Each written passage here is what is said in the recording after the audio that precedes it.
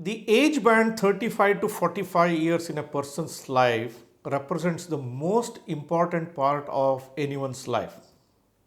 This is an age band where you are really growing in career. This is an age band where growth is there in the family. This is an age band where you lay the foundation for a financial freedom in years ahead. This is also an age band where people tend to do a lot of mistakes, and if these mistakes become too much, it may become very difficult for them to reach the life goals. By the time you achieve this age band, you have already worked for 10 years, between 25 to 35 years, and you have already gained the experience.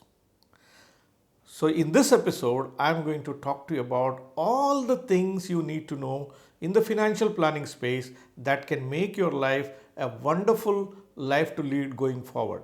This is NRI Money Clinic for you, and I am Dr. Chandrakant Bhatt, investment consultant and a financial planner.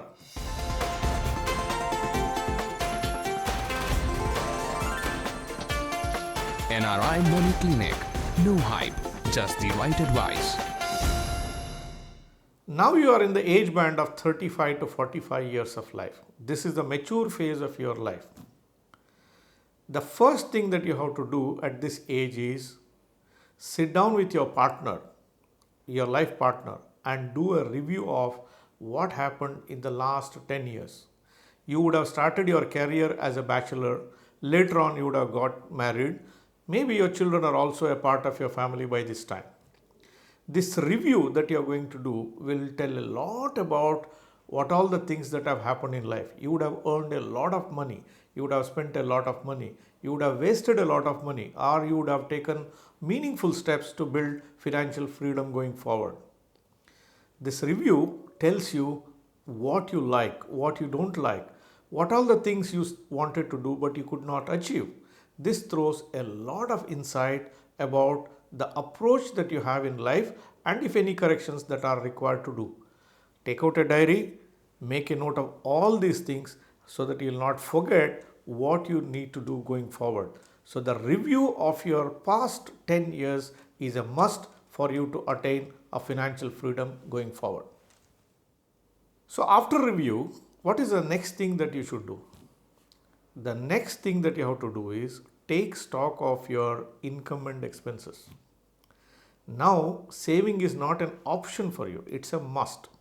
Whether you are able to save or not is not the question at all. You must save at this age. You may not be saving for various reasons. For example, you may be earning a smaller salary, or you may be spending a lot of money.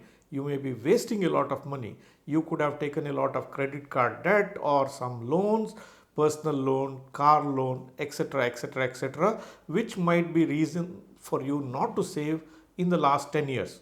Now that has to change. The saving has to start in your life. Maybe you take up extra job, or maybe you change the job for a higher salary. If your wife is not working, think about the possibility whether she can also earn and increase the family income. Maybe you have to reduce your expenses. Instead of buying a new car, you could consider buying a second-hand car. If you are staying in a very expensive property and if your rents are very high, you could consider moving into another property which has lesser rent. So think about all the things that you could do which reduce your expenses and which can increase your income.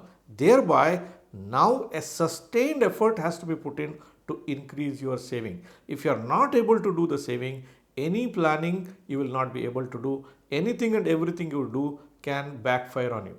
A few days before, I had produced another video for beginners in the age band of 25 to 35. I am giving a link here in the cards to that video. Make sure that you watch this episode fully. You may be in the age band of 35 to 45, but all the things that I discussed there are still relevant to your age. Make sure you check out on that. Now let us look at one by one what all the things that you should consider and what are the things that you should plan for. The first thing that you have to do is look out for a professional financial planner who can assist you. If you have a financial planner, the mistakes that might happen in your life reduces. you can follow a process driven approach towards financial freedom. Again, on this channel, I had produced a video earlier why you should engage a professional financial planner. Again, I'm giving a link here in the cards. Make sure you watch this video fully. That will give you an understanding why you should engage a financial planner. The next step that you have to do is protect yourself. Protect yourself and your family from the financial disaster that might happen due to an untimely death or due to incidents of critical illness for you or for your spouse. Now, between the age band of 25 to 35, you would have taken a couple of insurances. Some people would have approached you, or friends of you might be having an agency of an insurance company. You would have taken some of the insurances. That's fine. All that you have to do is review them. Just because you have a policy, it doesn't mean that you have adequate insurance.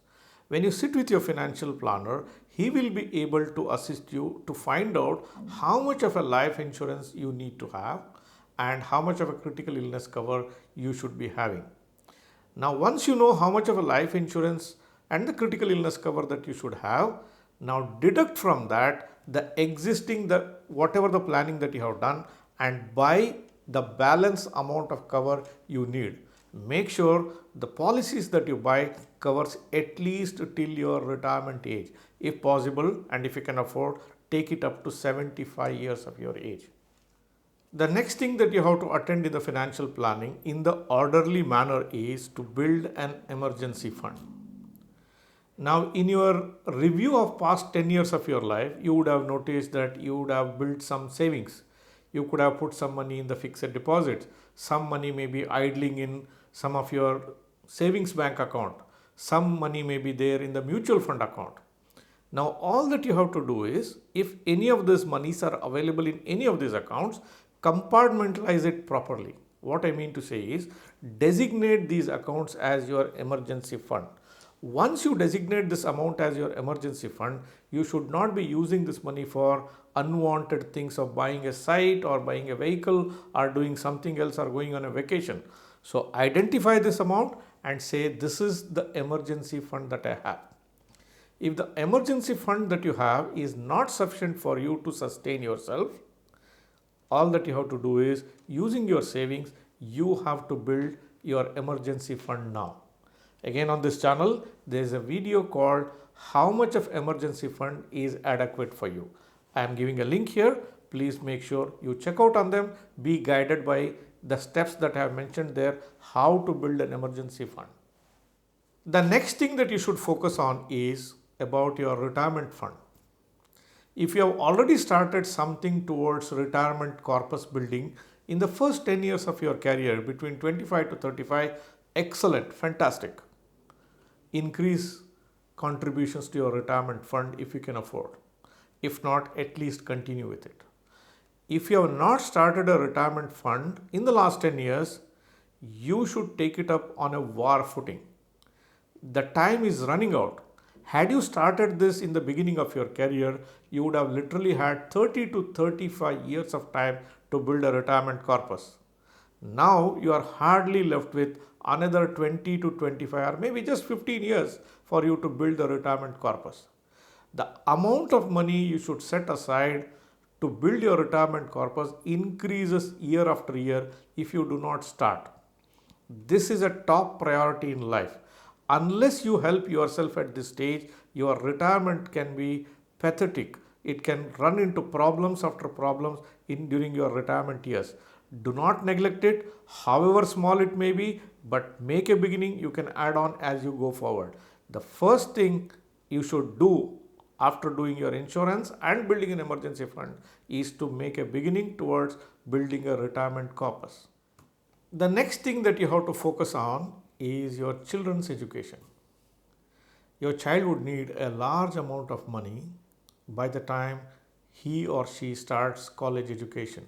Then you need a really big amount of money when the child goes to her post-graduation studies. You need to be planning for this right from beginning.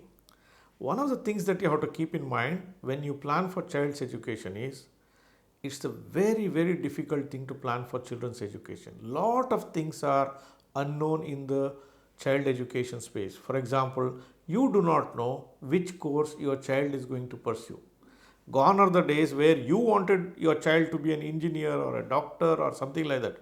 Today, the children are pursued to follow a profession where they find their interest. So, what interests your children will take up, which courses they go for, which country they will be studying, nothing is known at this point of time. So, it's a lot of if is there. The simple philosophy to follow in case of child education is more the money you are able to set aside, it is better. So try making a honest attempt to put as much as possible for your child's education. But that should not come with a compromise. You should not compromise the 3 steps I talked to you before: insurance, emergency fund, and retirement. Nevertheless, child education is a top priority at this stage. The next thing that you should concentrate your focus is on a home for you to live. Now, many people are over attracted to properties. In the beginning of career itself, they will go and buy a big property. But if you are living in some other part of the world, or if you are living in another city in the same country, you may not go and stay there. It's not practical to put a huge amount of money buying a house so early. Before you buy a house, make sure that you know exactly where you are going to go and live. You should know when are you going to go back and start to live in that particular house. Let's say that you are going to go back after 20 years and start to live in that house. It doesn't make any sense for you to buy that property today and keep it idle and spend a lot of money paying taxes, maintaining that property and other things. And in 20 years from now, the fashion would have changed, the areas would have changed. You may want to live in a bigger property, you may want to live in some other city, or you may not go back and stay in India itself. So all possibilities exist. So unless you have a clarity about where you are going to go and live in, or when you are going to go and live in that house, do not be in a hurry to buy a house. Always prioritize the things that I have told you in the beginning, and that should be the thing. Okay, if you want to buy a house, my simple suggestion for you would be compartmentalize one another saving pot. Maybe mutual fund, maybe a bank FD or anything. Start putting money into this compartment with an intention that when the time is suitable for you, that is the time you use this money and buy that house. That appears to be a more prudent strategy than to go and buy blindly a property which you are not going to go and live in. What next? If you are that lucky person who is able to save so much of a money and you have attended to all the points that I have discussed before, and if you are still left with a lot of savings, this is the time for you to work on wealth building. You could buy that extra mutual funds. You can buy that site. You can buy or you can invest in real estate. You can venture into some private equity or you can invest in a business. A lot of possibility exists. So if you have that extra savings, that is the time you concentrate on wealth building activity. Do not neglect the points that I have told you in the beginning of this episode. Dear viewers, what do you think about my thought processes which I have told in this episode? What do you think? I would like to hear from you. Please comment below.